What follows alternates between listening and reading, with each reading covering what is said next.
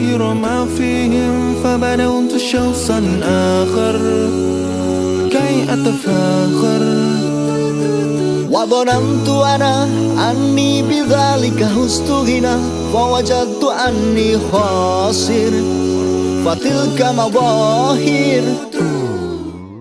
Ini gimana sebagai orang tua ya, sebagai orang tua ini kan kadang-kadang orang tua ini sudah menabung ya, menabung harapannya anakku nanti setelah 3 tahun lulus atau 6 tahun itu lulus dari sekolah itu sudah mentalnya sudah kuat, saya berniat untuk menyekolahkan keluar, entah ke London, entah kemana. Nah ini kan apalagi mungkin ke Mesir ya, ke Turki mungkin. Nah ini kan tempatnya itu kan irresistible ya, tempatnya indah dan sebagainya. Saya sebagai orang tua kepengen dia berhasil karena saya kepengennya dan anggapan saya mentalnya sudah kuat. Gimana Kak pembekalannya selama 3 tahun atau 6 tahun kan lebih sering dengan kakak-kakak ya pembimbing daripada dengan saya orang tuanya. Yeah. Tetapi nanti itu yang terjadi anak-anak itu kan kalau sudah kuliah ini sudah nggak bisa dikasih tahu. Nggak usah ke luar negeri deh, ke Indonesia di dalam negeri aja ya. Misal kemana udah nggak bisa dikasih tahu. Nanti kalau kita sebagai orang tuanya telepon, sibuk mah, tugas gitu ya, katanya gitu. Tapi tugasnya yang lain gitu.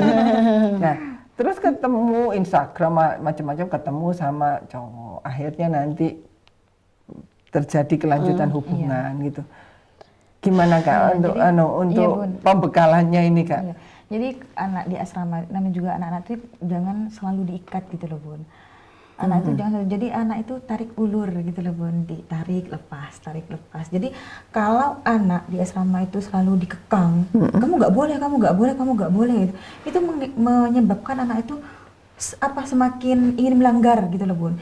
Berontak ya? Gini nggak boleh, gini nggak boleh, gini boleh. Apa yang boleh buat saya kan gitu anak-anak itu Bun. Makanya saya katakan kalian nggak apa-apa jatuh cinta, tapi pada saatnya nanti gitu loh. Kalau misalkan kalian selesai kuliah, selesai sekolah, kalian punya ilmu, punya bekal, punya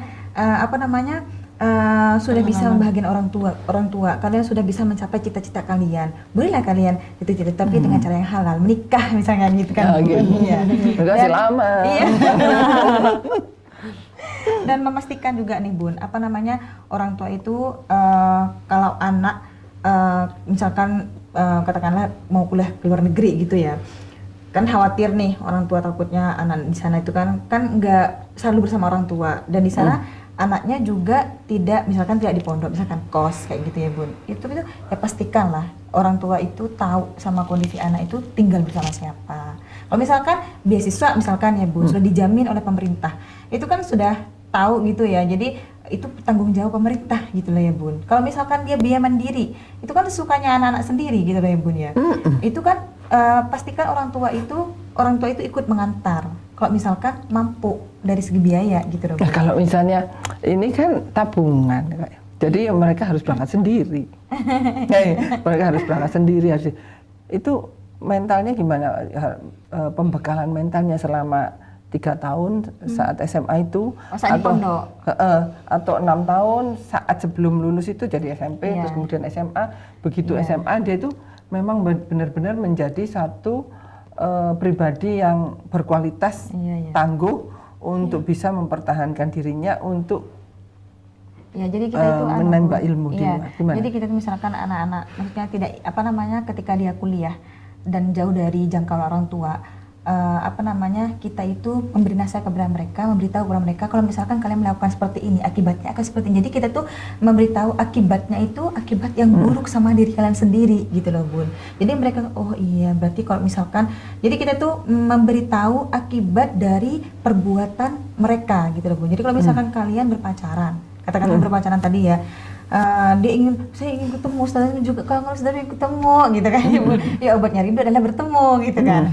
Enggak apa ya, maksudnya kalau misalkan di luar jangkauan kita, misalnya keluar dari ma'had ya Bun, ketemu it's okay, tapi jangan melakukan hal yang tidak sepantasnya kalian lakukan. Misalkan bertemu dari jarak jauh gitu loh Bun, bertemu dari tanpa harus bertemu saling memandang dan memandang atau saling bersentuhan gitu loh Bun. Nah akibatnya kalau kalian melampaui batas akibatnya fatal. Nah, misalkan hamil luar nikah. Misalkan, naudzubillah ya Bun, naudzubillah, tapi ya semoga dijauhkan dari maksudnya anak-anak kita, semoga dijauhkan dari itu semua. Nah, itu kan apa namanya Bun, mungkin kita juga memberi apa namanya pernah ada orang yang pernah kejadian kayak gitu. Misalkan kayak film kemarin itu Bun, apa sih film kemarin tuh?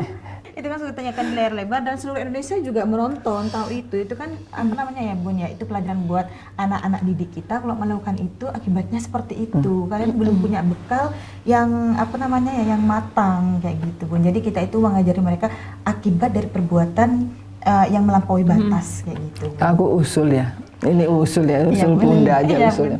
Gimana nanti itu kalau setelah ujian anak-anak yang kelas 3 ya, kelas 3 SMA ya. Itu setelah ujian itu ada pembekalan khususnya yang cewek-cewek bahwa mereka itu secara reproduksi itu mereka sudah siap. Dan kalau mereka itu siap, mereka itu melanggar itu akan terjadi mungkin hamil di luar nikah dan sebagainya. Kalau itu terjadi dan mereka tidak siap untuk mengurusnya, mungkin akan terjadi dosa yang lebih besar lagi. Mungkin ada terjadi pembunuhan atau terjadi pembuangan dan sebagainya. Dan naudzubillah. Tetapi itu mungkin itu perlu ditunjukkan.